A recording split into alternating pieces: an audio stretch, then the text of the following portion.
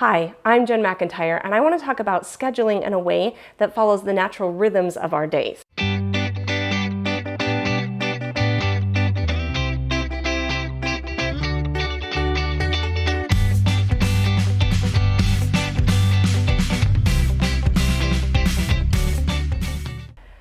One of the biggest challenges of homeschooling is figuring out how to do your schedule. And the reason this is because we really kind of misunderstand how our days should work. There are a lot of things that we do in life that need to follow a certain process and have certain things happen at certain times. For instance, computer programs. You need them to run at a certain time and then perform this other function. And maybe if you're working with computers, you also have to do things in a certain order. If you're computer programming, you've got to know how to stick things in the proper order and function.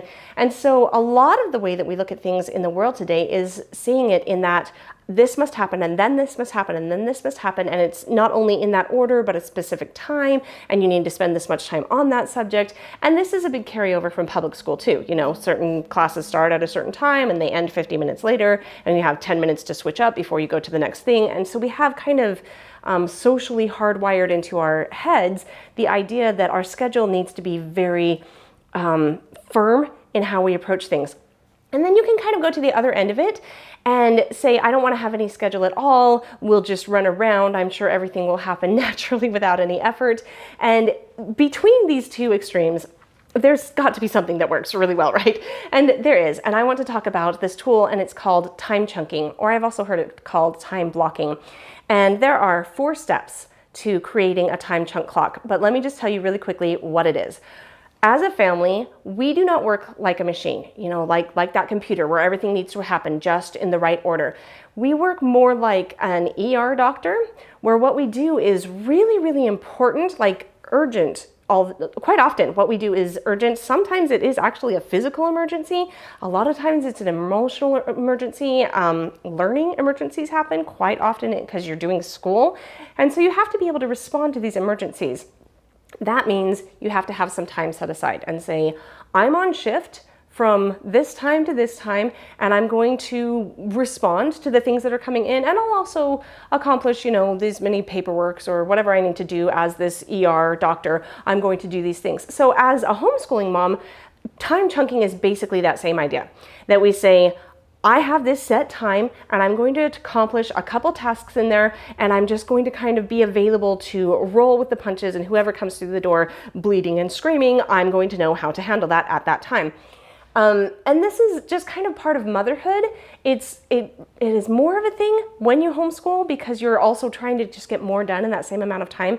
But pretty much it's just a parenthood thing. You have to be able to respond to a kid's needs when they're having them. They're not going to say, oh, it's 9 o'clock, it's time for me to have a fight with my sibling. I'm glad that we scheduled this in. Instead, they'll just do it when they feel like doing it. And you have to stop what you're doing and go teach them tools of how to deal with that. Or, you know, they get hurt and you have to be able to deal with them in that moment when they're hurt, or they're struggling with math and you have to be able to stop and help with math in that moment. And if you don't have your time set up in a way that allows for that flex and flow, you're really going to feel frustrated and feel like, I need to be doing spelling right now. We just don't have time to be doing math, and why aren't we done with this? And that will create a lot of tension that just doesn't need to be there. So what time blocking does is it says we're going to take this chunk of time and we're going to assign it to, say, learning time. And, you know, inside that learning time, you can use tools like loops that I've discussed in other videos, and you can use other tools like we're going to cover one subject today or whatever. We have a basic outline of what we're going to do. But the time chunk says from 8 or 9 in the morning until 12 or 1, we are going to be doing learning time. And we're going to get a couple of things done in here, but they're not super set out. You know, they're not super stringent what we're going to do. And then we'll move on to our next time chunk. The benefit of this is that you know that while you're in this chunk, you're not going to be saying, what are we going to do for lunch? What am I going to do for dinner? What are we going to do in this afternoon? You know that that's the next chunk, and we'll deal with that when we get there. And so it allows you to kind of be in the moment and take care of what needs to happen right now, knowing that the next chunk has its own stuff and it will get taken care of in that time. So that helps you settle down a little bit. I don't know if you guys can hear all of this rain happening outside. We actually have a hurricane flying through, so that's fun. But maybe not. We'll see how good the mic is. So here's how you make a time chunk. 4 steps. First step, make a list of all the activities you do in your day. Now this can be really overwhelming. You can, if you are a very detail-oriented person and you really want to do this, you can go through and say, well, I wake up and I brush my teeth, and then I make my bed, and then I get dressed. And especially if you've never really done anything like this before, it might be a good idea to write all of those things down.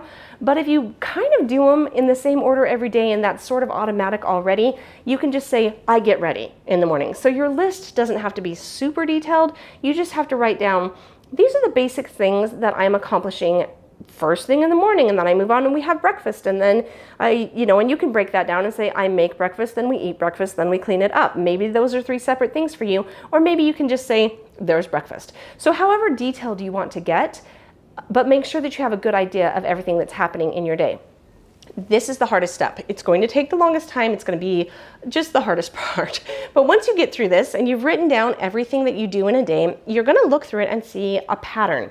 And this is the real power of time chunking, because we're not saying all those things that you were doing in the nighttime, no, that's all wrong. You need to do that in the morning and take the stuff from the afternoon and stick it in the nighttime. No, we're not doing that at all. We're saying you're already basically following a pattern. All you're doing is saying, I'm going to be a little bit more deliberate about my pattern. I'm just going to recognize that this time starts this chunk and this time ends this chunk, and I know what I'm going to do inside. So it just feels a little bit more organized in your head. So once you have these down and you can see the pattern in your day, you can, and I'm not telling you what your pattern needs to be, but a lot of people will have a get ready part, and then a learning time part, and then an afternoon part, and maybe getting ready for dinner time, and then an evening time and a nighttime routine. Those are kind of common chunks. Those don't have to be your chunks. You do whatever works for you, but maybe that gives you an idea of what a chunk would look like. And so inside each one of these chunks, now you've delineated it, you know where they go. Now you say, all of these things, all these things that I've written down, they belong in the morning chunk. And so you set it aside. These are morning chunk things. These are my learning time chunk things. And you go through and you put everything has a home. This step has a really, sorry, that was your number 2 step. Separate them into chunks. And this step is really important, that you need to leave a buffer. That's your 3rd step. I'm just racing through these today. So your first step is make a list of all the activities. The second step is separate them into the natural chunks that they already have. You just say, oh, I see the pattern, I'm going to put them in those chunks. And then the 3rd step is leave a gap. Leave a gap, leave a gap, leave a gap. This is for me when later in the future I'm looking at my schedule and wondering why this just isn't working. Leave a buffer, come back and say, accomplish just a couple of things in each chunk, and then leave a buffer, because that is what allows for the diapers and the breakdowns and then the golden moments where somebody really wants to have a book read to them, and you can do that, or they really just want to connect with you and do an activity you hadn't planned, but you can because you leave a buffer. So leave a buffer in every single one of these chunks. Be sure that you've got space in there. You'll fill it up. Like always, it just gets full. You're not going to be sitting around doing nothing, but it is important to leave a buffer so that you don't get stressed, and so that it also just lets the really glorious moments of life have space to happen. Okay, so then the 4th step is to prioritize. Now this is the special sauce. This is actually where I want to spend most of my time, because when we have all of our stuff outlined, we know what we want to accomplish in a day, we know about what time of the day that we're going to do it, we feel like we're done, we're good. But that's still linear thinking. That's still looking at it and saying, I've put it in order, and basically I just drew it differently than how I normally do it. That's not really time chunking. The special sauce, what makes it a time chunk and not just a day timer, is the ability to prioritize your stuff. So you have 3 levels of priority. Inside every single chunk, you've got, this is a good day priority. I'm going to accomplish these things. I know that there's enough time to accomplish them. There's a little bit of a buffer. Everything is wonderful. We start on time. We do our things. It's glorious. That is your first priority. That's a wonderful priority. Most days will probably be that.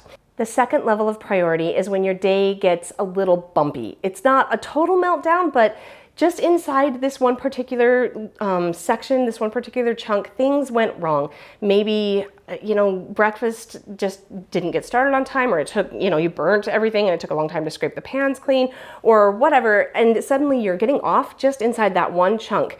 This level of priority, you just look at your time chunk and say, I have already decided that if things go a little wonky in this chunk, I'm only going to accomplish A, B, and C in this chunk. Maybe there's just one thing that you accomplish in this chunk. In this time, If it gets sideways, I just have to accomplish this one thing in this one chunk and then we'll move on. It'll be okay. We'll get back tomorrow and do it again, and we'll pick up the things that we missed. That will be okay. So you want to know on a slightly bumpy day, inside each individual chunk, you want to know the things that if I'm still inside this time chunk, but things aren't going super swell, I'm going to accomplish these couple of items. That's your second priority. Your third priority is when you do have a total meltdown day. This is the kind of day that's like, whoa, I've been in a car wreck and, some sort of horrible, awful thing happened and everything melted down. This has been a really bad day. Now you're no longer really connected to any of the chunks. You have 3, maybe 4 things throughout the day that make it a successful day. They're really, really important to you. These are the things that need to happen no matter what else happens that day. And a really good way to ask yourself what those things are is to say, if I knew that I was not going to wake up in the morning, that this was my last day on the earth, what would I want to make sure that I got done this day?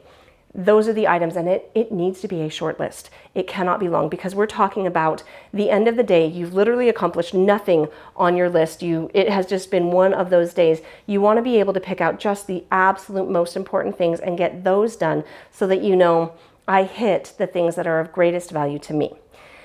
So being clear on what those 3 different levels are: your regular good day, your slightly bumpy day that you adjust inside the chunk, and then your total meltdown day. We just know the high points that we get for the whole day. That's really important, because then you're able to say, I recognize that I got the things done that were most important in each situation that I could be in.